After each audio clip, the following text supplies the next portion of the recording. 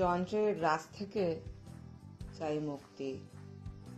সারা বেলা চেয়ে থাকি অপলক গাঢ় সবুজের দিকে, আর ভাবি আমার শহর জুড়ে ভরে উঠুক কচি দুর্বাহার মতো মিষ্টি সবুজে।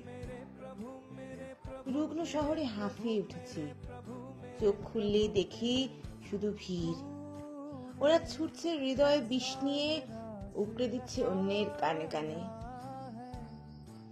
ঘাপটি দিয়ে হাসছে অন্ধকারে, গোপনে চলেছে ফন্দি ফিকির।